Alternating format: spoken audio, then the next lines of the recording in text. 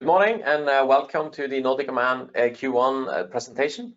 With me today I have our CFO Trond Østerhus, and we will go through the presentation together. But first of all, if you have any questions, feel free as we go and as we present to ask the questions, and then after we have done the presentation we will answer your questions. So first of all, Trond will take us through the financial side. Yeah, before we start on the numbers, we just want to give a brief orientation about the change in accounting standards. As from first quarter 2022, we are reporting according to IFRS. This is according to our plan to be uplisted on the Oslo Stock Exchange in the third quarter. Also, it's a more familiar language for many investors. The annual accounts for 20 and 21 has also been converted and will be made available on our webpage soon. We refer to in this report to the Q1 2021. This has also been converted to IFRS, and we have enclosed a bridge between NGAAP and IFRS in the presentation. For us, the main effects of the IFRS is related to revenue recognition, where more revenue will be recognized according to point of time and instead of over time. We have some lease effects, minor effects related to office rent and car rent. The biggest effect is related to capitalization of M&A, tender and training costs, which will now be hit the P&L when the cost occurs.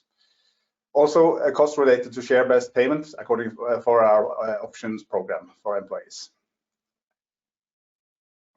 So Q1 ended up at 2.5 million in revenue. That's a growth of 54% compared to the same quarter last year, and a CAGR of 67% to last year's. The mature verticals are again in the driving seat, with the maritime with a revenue of 1 million, an increase of 124%, strongly supported by our subsidiary Ecoxy, which is really contributing. Security with also 1 million, up 20%, and we're also glad to see that AirRobot is really moving ahead of the plan. Logistics with a kickoff in the first quarter with the Equinor contract, which we started in January. The EBITDA ended up at 1.9 million negative. All these financial results are according to plan and as expected, and we keep our full year guidance. Q1 reflects a build-up quarter where we are preparing for a record high year in 2022, and we see that Q2 revenue, we passed Q1 last week. By the end of May, we will have a record high quarter, and we still have June, which will be the most busy month in the company's history, with 4 parallel operations with our camcopter and aerosonde systems. Our liquidity position is at 5.1 million, consisting of cash and overdraft and available credit lines. We keep preparing for the uplisting at Oslo Stock Exchange. We have converted to IFRS at the General Assembly. Will become a public limited liability company 25th of May. And the uplisting itself will take place in third quarter. We have postponed it a quarter. We have a very, very busy month in June, and that's why we are a bit late with that one. Okay, Trond, thank you for that. So on the operational highlights for this quarter, as you can see, the growth in flight hours is very similar to the growth in revenue, and also we have a higher split between drone as a service and system integration than we have had before. So 68% of the revenue comes from drone as a service this time. We are more or less fully invested on the fleet value that accounts now for 20 million euro, and we have a target for this year of 22 million euros. And we are now a 140 strong team of very skilled and great employees. On top of that, we have some consultants that are supporting us as well for time being. But the target for the year is maintained with 210 employees. So the big things from operational point of view is the start of contracts. So the time when we start flying, there's a lot of preparation. There is a mobilization, there is a training and get ready period for that. For the Equinor project that started in this first day of this quarter, and we have had a quite big team that has been busy with that over the quarter. First, the regulatory side, the operational side, planning side, before the execution for the onshore operation was coming. For the Aerosonde, that has been fully implemented. So we both received it, we started training on it, and the process of achieving full operational capability was achieved in the beginning of May when we started operation for EMSA in Finland. For fishery inspection has been very busy as well on both of the contracts, and there's been a lot of development both on the Stalker rail drone, but also on the Stalker logistical drone, and development both the long-term and also troubleshooting and improvements as we have been starting flight operations. And then the Luke has been expanded 4 times, so formally expanded 4 times during the quarter due to the adding of complexity, new operations, and new platforms into this. On the commercial side, our backlog is very similar to the Q4 backlog. So it's now 59, down 1%. And the potential award side of the CRM represents 31 opportunities with a value of 370 million euros. And the total CRM is now 1.1 billion euros. So the maturity is increasing in the pipeline. It is taking longer than what we hope the processes, but the procurement process for the Bundeswehr, as we have talked about several times, it's in the last phase, so it's still on. Tactical UAS for Northern European Ministry of Defense, that got halted, and then new capabilities got added, and now it's back relaunched. So it's 6 months or something like that delayed. We did host a tactical UAV industry day in Oslo for the Norwegian and Nordic defense sector. And it was a very interesting day. There is several ongoing procurements for tactical UAV. And there's also an increased focus on this capability due to the security situation.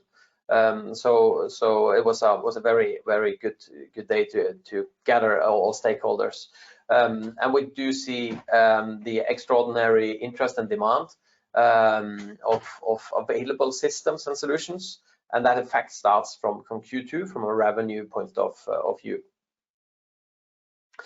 Maritime is giving us a very healthy growth on the revenue side. On the EBITDA and the EBITDA margin side, we are more or less spot on where we want to be with 34% EBITDA margin.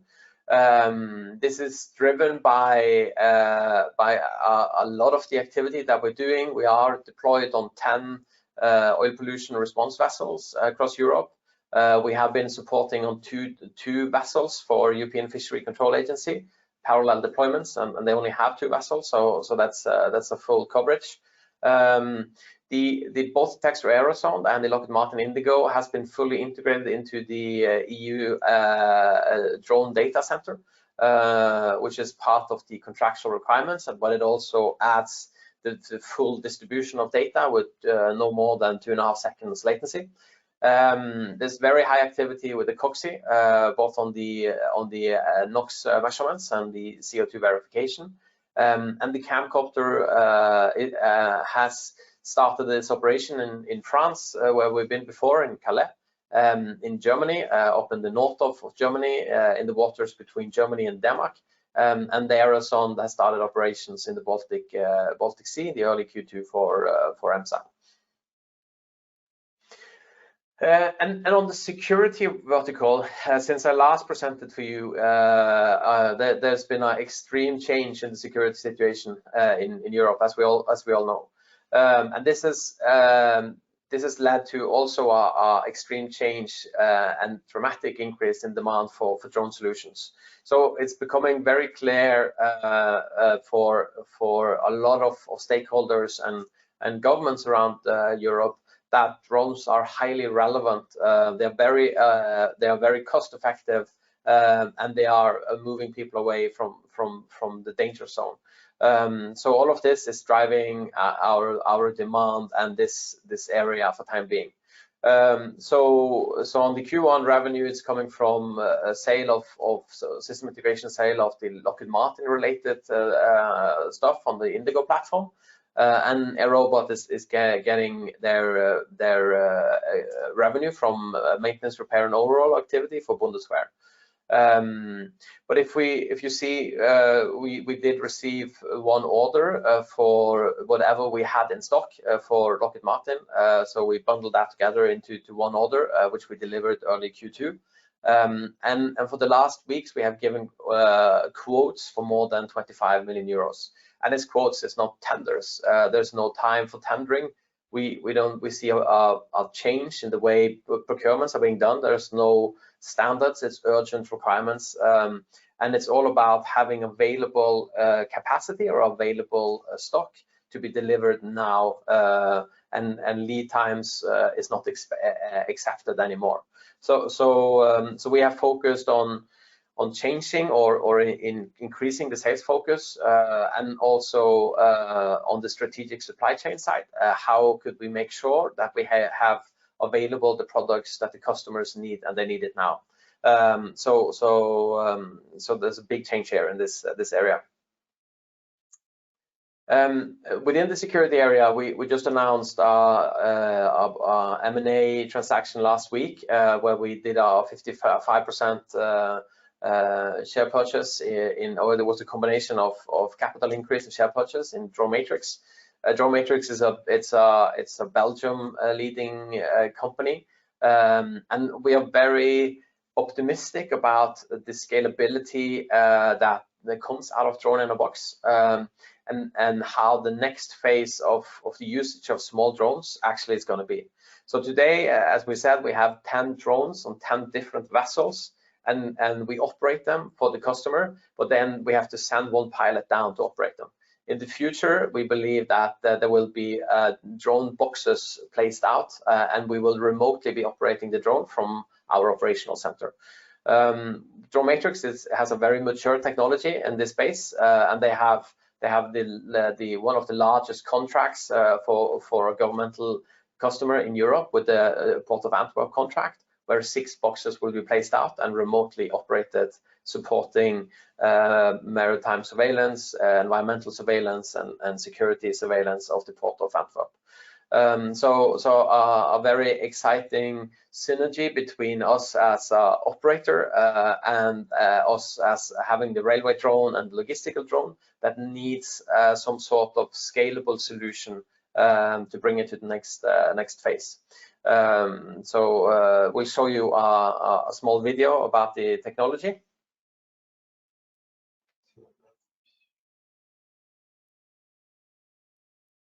So as you can see, this is a ready-to-market solution. It's situated inside the box, and you can activate it remotely, or it could activate itself based on a trigger, some sort of alarm, or all the triggers you program it for.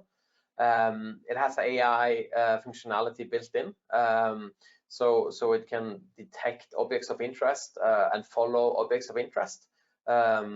And it's made to be remotely positioned with a long serviceability without needing any human interface. So we're very excited to see how quickly we could add commercial opportunities and how quickly we can grow this opportunity. So on the logistic vertical, it's been a very, very hectic quarter. So from a revenue point of view, as you can see, it's giving us a big growth in revenue from a small number, and it's all related to the Equinor contract that we were awarded with just before Christmas, and that we started work on the first day of this quarter.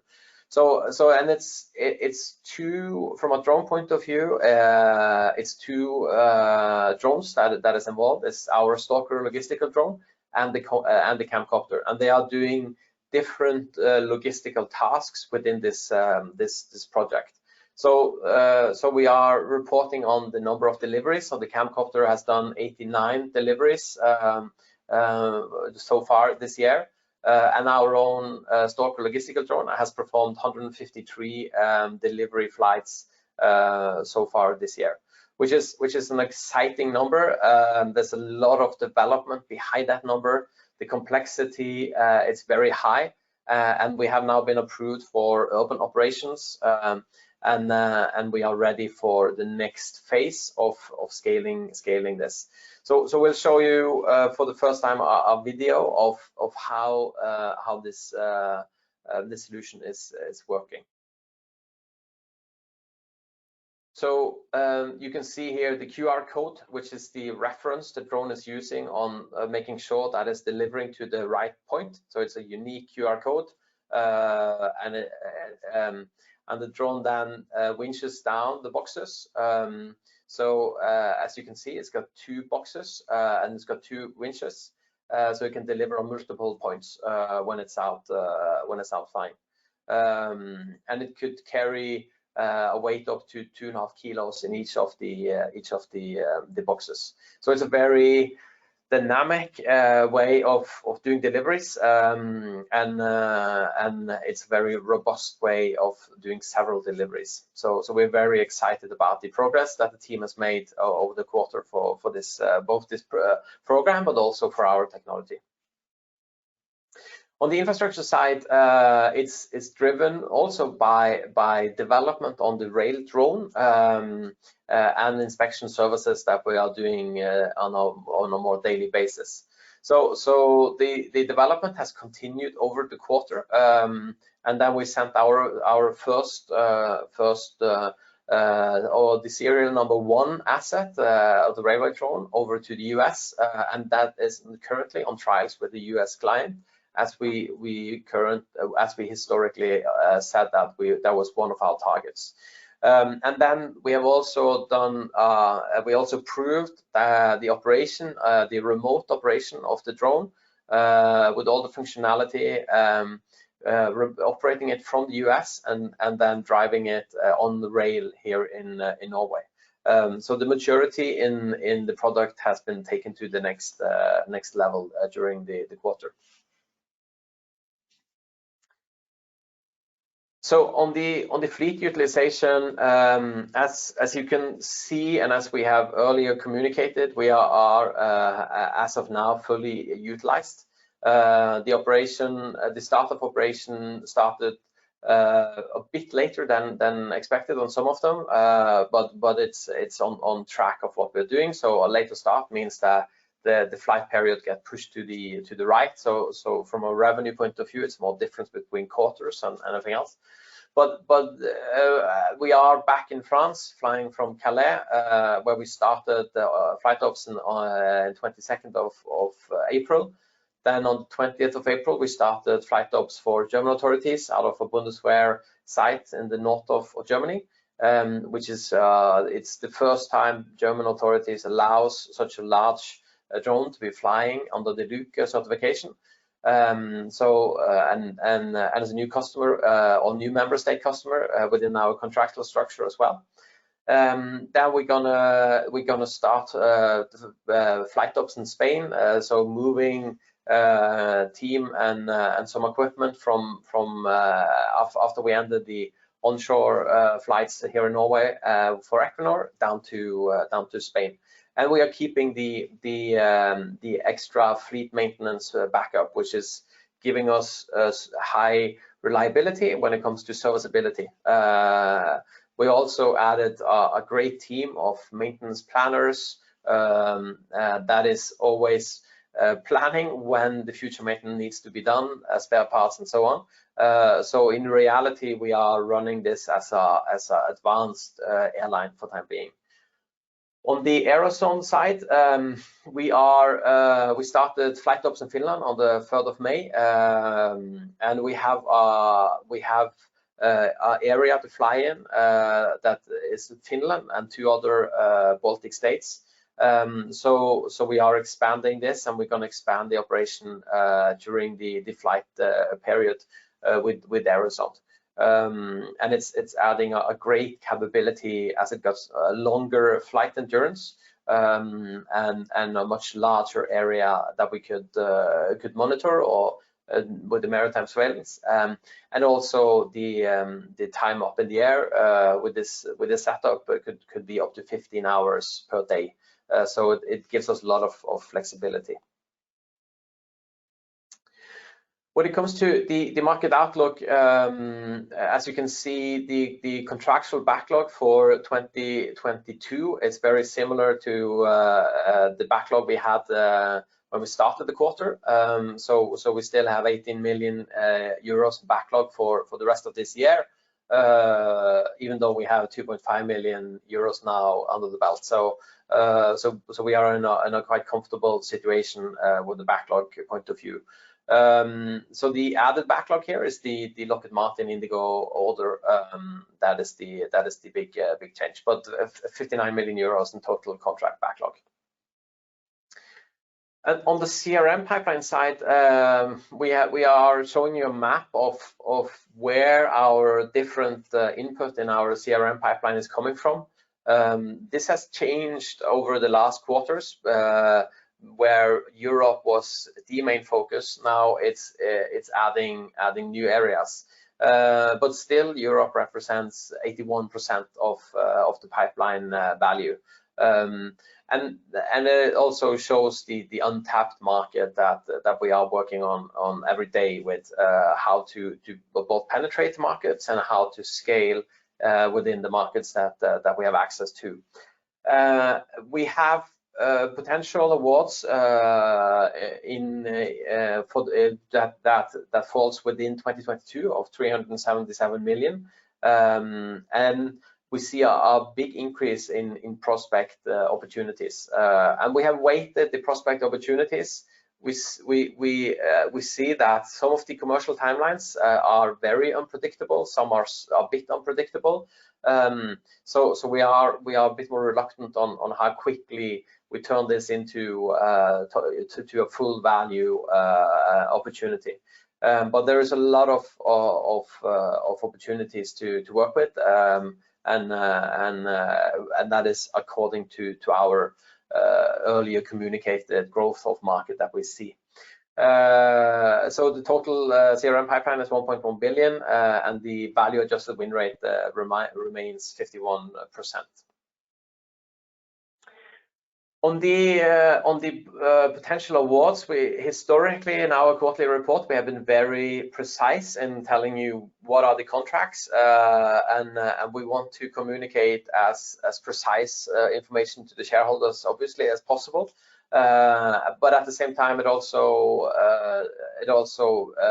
perhaps we are too open. But at this time we are more grouping it into some areas. So on the offshore energy, there are several opportunities that we have been working on and that we are waiting for what the outcome will be of, both in Europe, Middle East, and Brazil. On the perimeter security solution,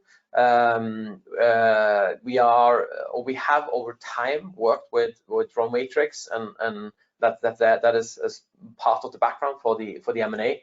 But together with them, there are several industrial solutions that we are looking into and waiting for a result of when it comes to using drone-in-a-box as a scalable technology for surveillance of larger areas, larger fenced industrial areas.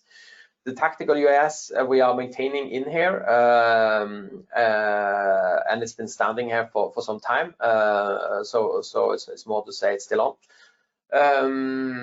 And it's we did a lot of work in Q1 and invested a lot of time and money in Q1 related to this actually.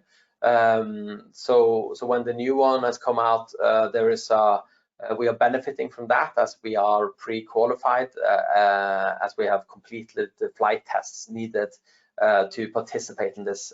That has already been completed in Q1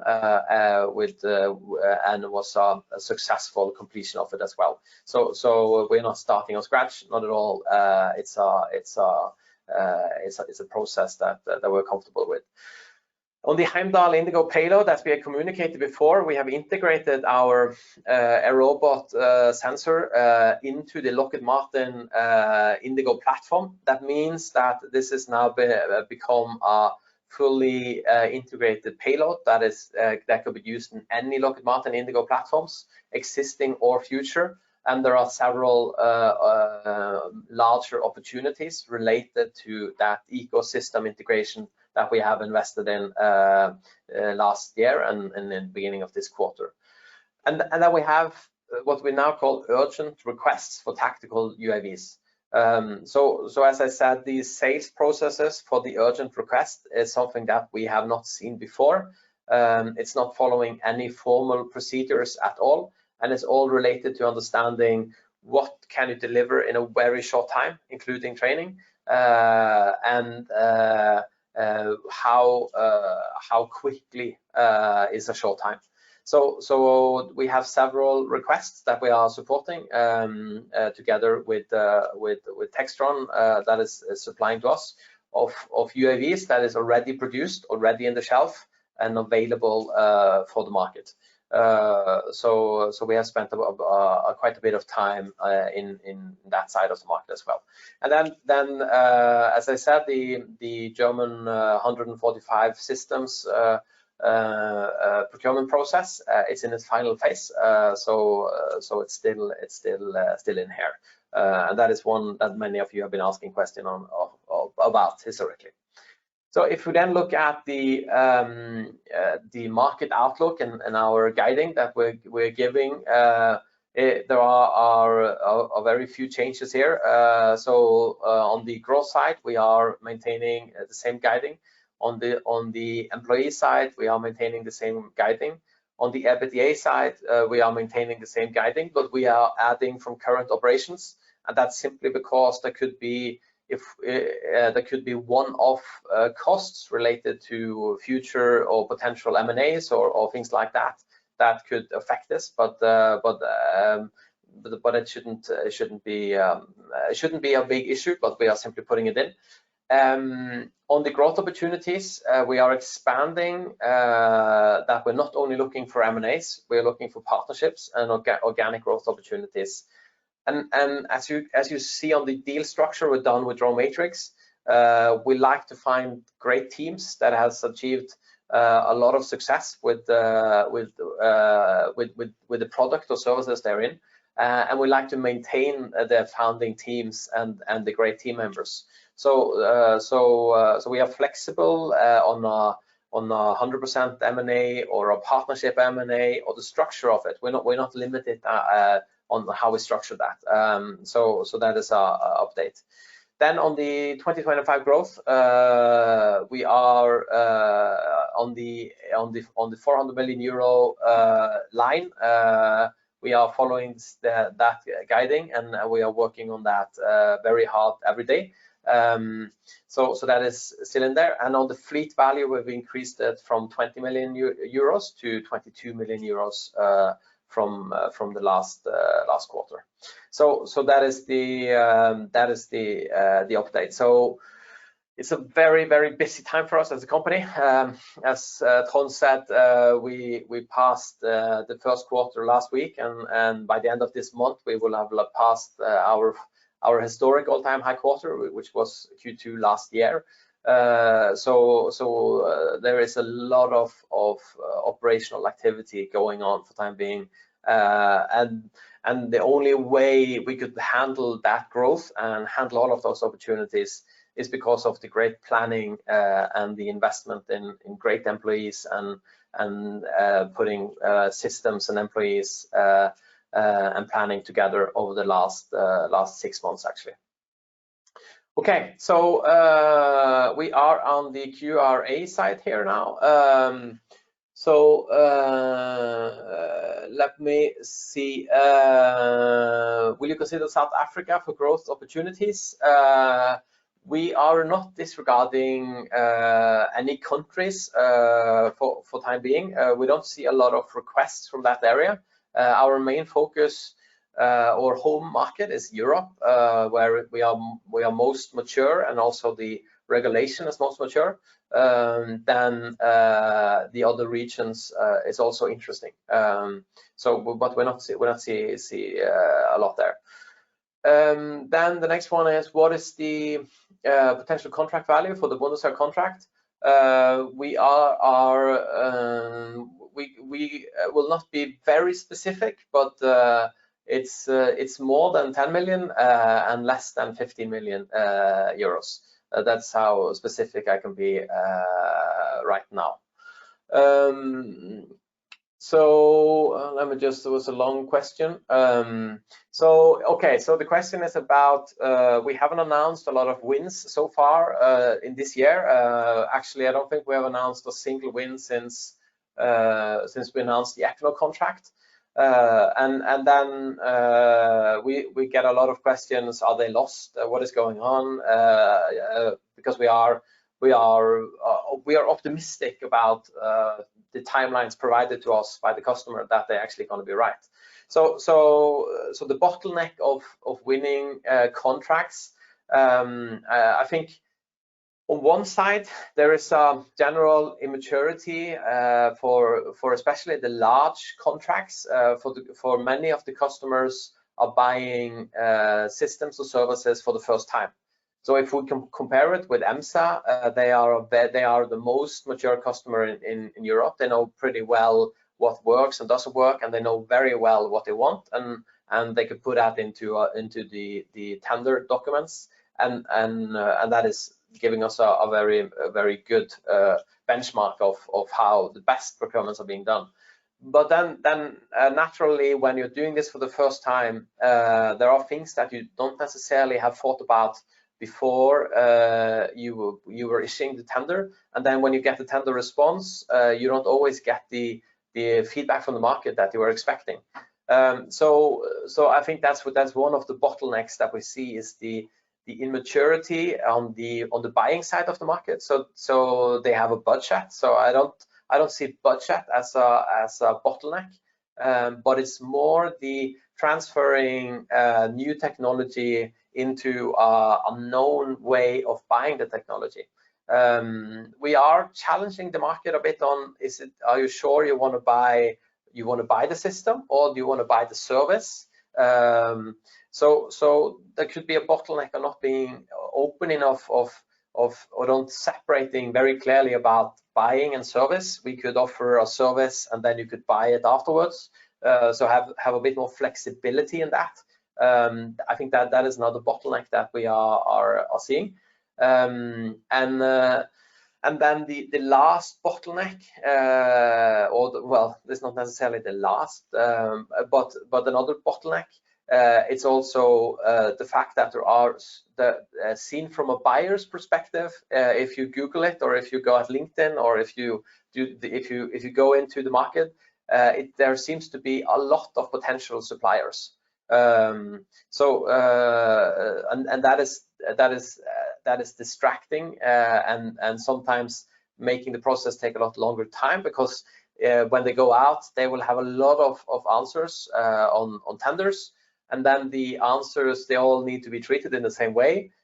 So the whole process takes a lot longer time than what they would normally expect buying a very mature product or from a very consolidated industry. So there are several bottlenecks that we see. What we look at is, okay, things take longer time. That is obviously something that we don't like, and the market don't like. But the important thing is that we don't lose anything. So we don't see a process taking longer time, or being cancelled, or being put out again, to be a loss. That's obviously out of our control. But we are more monitoring, do we lose anything, and we haven't lost any major opportunities in this period, even though we haven't announced much. But what we also do is, as I told you about the industry day, we are, as a market leader, taking responsibility in educating the market better by inviting for the industry day, having a more open dialogue pre-procurement process, or before the procurement process becomes formal. So it's easier for the buyer to understand and see the difference between what is good and bad, what is potential and not potential, and have a more open dialogue instead of a very formal dialogue. So so that is what we're doing. So